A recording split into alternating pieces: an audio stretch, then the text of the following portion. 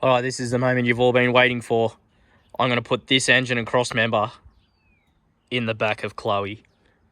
So let's get into this. Yeah, I'm the one to get it, bruh. I swear to God I'll get it, bruh. Hey, I ain't never giving up. Yeah, I never give up. I got this, man, I got it. I will not quit, I'm on it. Never rock it. Got the block lit, I'm toxic. Spitting logic, make them nauseous. Honest, can I stop this? Never cautious, drop it. I'm the hardest. Knock, knock, bitch, watch it. I'm the fucking king of rock, bitch. Poppin', spitting hot shit. I'm dropping, chronic. I think I'm motherfucking lost it. All right, so I've brought Chloe home. Cross member's sitting here ready to go in it. The first things first, I'm gonna have to strip out in here. So I'll strip all this out. We can get it down to the sheet metal. The goal is to have all this open, and then I'm gonna, where the window is, I'm gonna build a firewall, and it's gonna remain a two-seater, so it's not gonna be completely gutted. I'm gonna try and keep as much of the interior on the front as I can, but the motor and everything is gonna go in the back here. So I'll gut this, and then we'll take a look at our situation, get some measurements, start marking out some stuff, and we'll see if we can get this bad boy in there. All right, I've got the back of it stripped out now.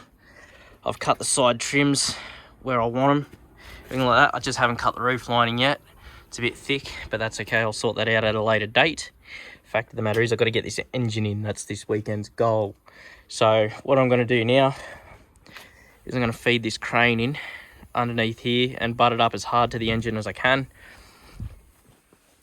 I'll hook it up to that little tow hook there, and then I'll try and lift it enough. I'll strip the arse end out of it, and then we will just over and see what happens. So obviously I've got to cut the floor out, but I'll take some measurements now and we will go from there. And then hopefully, just hopefully, I'll cut it in the right spot and this will slide on down in. All right, so as you can see from the hole in the floor, I've got everything removed underneath. The dead axle's out, fuel tank's out, handbrake assembly's off, the exhaust is cut and out. And now I've taken measurements. So this is the existing strut tower. It was approximately 100 off the center of where the wheel was. So I've come down here and I've marked my 100 off the center of the strut tower, okay? Now the engine to the front from its furthest forward point was 400 from the center of the wheel. So I've marked 400 there. I've done it on both sides. You can see my 400 mark there. I've got a straight edge and I've marked all the way across, okay? Now the engine from its most forward part to the rearmost part is 550. So I've made a mark at 500 because I can always cut more off, but I can't add it, okay? So what I'm gonna do now is I'm going to actually cut this out. So this is it.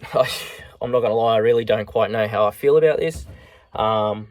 This is probably the biggest fabrication job I've done so far. So I'm just gonna get the saw out and get into this, I suppose. Once that first cut's done, we're into it. We're in it for the long haul, and I've got to make this work. So let's get cutting.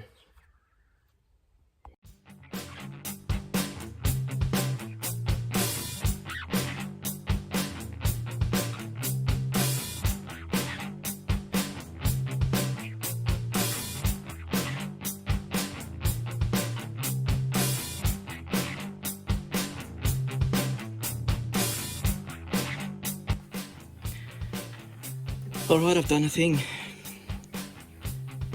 We're into it now. Time to try and see how this engine's going to sit in here now, I guess. The fun part. I'll try and lift this up and over.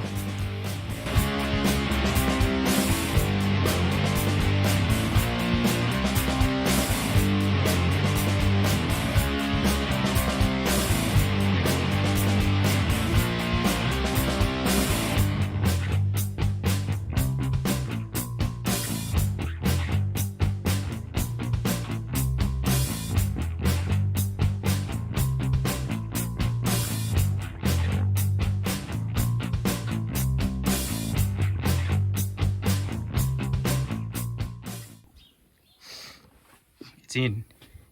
It's all sitting here. This is actually pretty good. I'm glad that this is all open like this because, like, obviously I'm going to box this and enclose it, but, like, if I need to get to the rack or anything, I can. I mean, look at the accessibility on that bad boy. That's insane. Like, that is really good. That's what I want.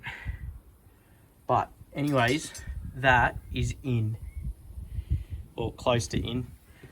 I just got to see, you can see that one's got to be moved over a bit more.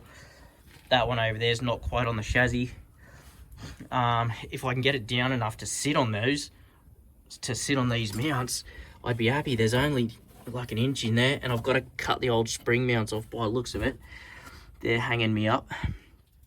But other than that, that doesn't fit too bad, you know. Not too bad at all. I can bolt that to the chassis from the top.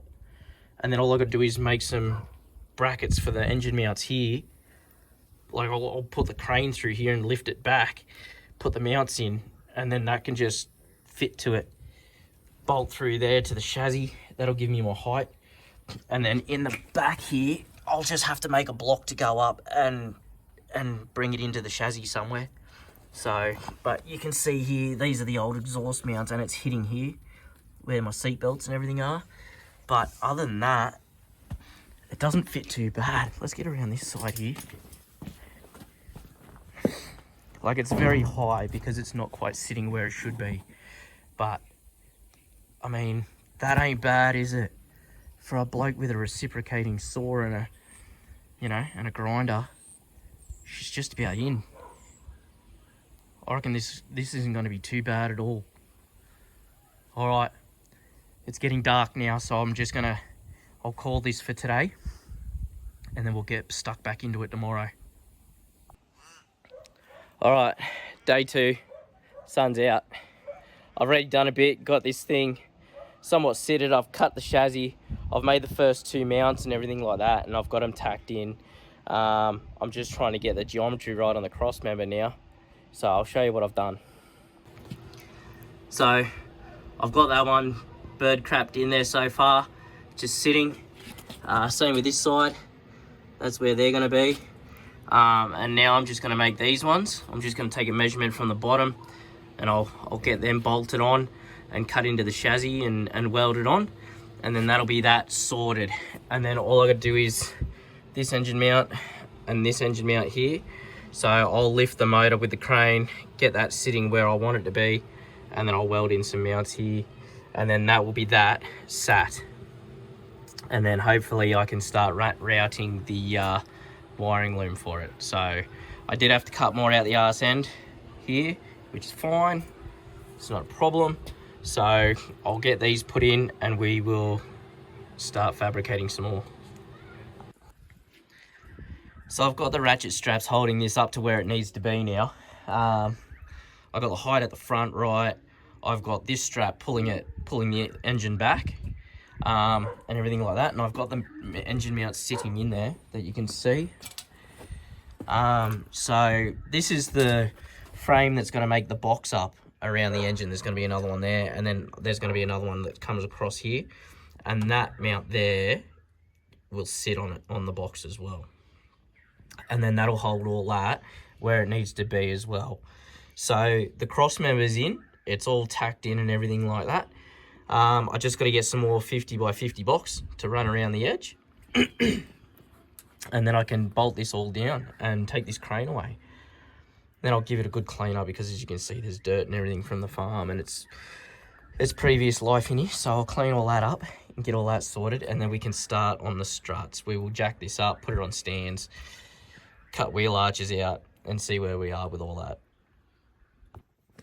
All right, no crane. The engine's sitting in there. So is the cross member. So the cross member's in, engine's in, using its engine mounts now. So that's all solid. It doesn't really move, which is what we want. And now I'm just going to try and fit these struts. So got the wheels off. I'll fix the bar up. It's not quite sitting right, but I'll fix that. And yeah, now we'll just try and cut in the struts. We'll see where it's going to sit here, and yeah, see if I can cut a hole, and hopefully it won't be too much. Hopefully it'll just go on and I can just stitch weld around and seal it, and we'll be right. So let's see what we find. All right, so I've got the strut top in. For this one, I did mount the wheel just to have a look so I can see what it looks like with the rear bar and everything. So I think that's pretty good.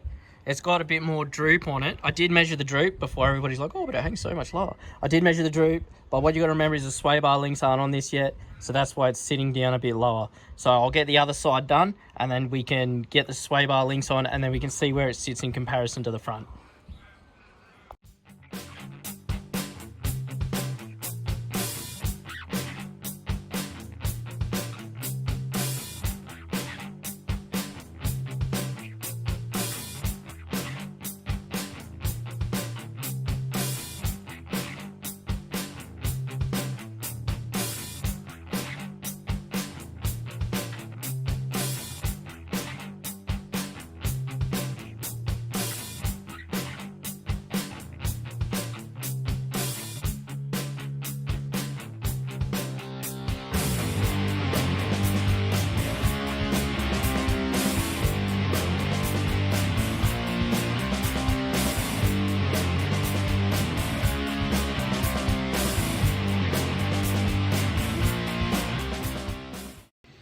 Alright, so that's tacked in. I'll just neaten all this up now and weld it in. And then we'll put the sway bars on and the wheel on this side. And we can get this back on its wheels and see how it sits. And yeah, hopefully it all matches up, so we'll have a look. Alright, so I've got that strut welded in now. Got that one welded in. And they're ridgy-dig, pretty solid. So what I'll do now is I'll throw the wheels on and we'll see if we can drop this down. Alright, so both wheels are on. There's one side. Come around here. There's the other side, so we'll drop it down and we'll see what she looks like.